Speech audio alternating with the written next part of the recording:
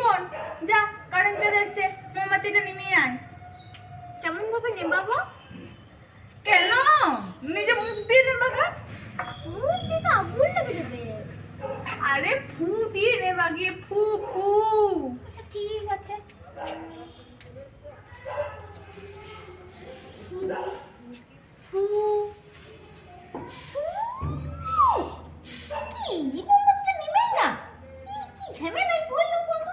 দেখ দিদিকে যে বলি, এই দিদি মোমবাতি নিমছে না। হ্যাঁ, ফু দিয়েছিস? হ্যাঁ।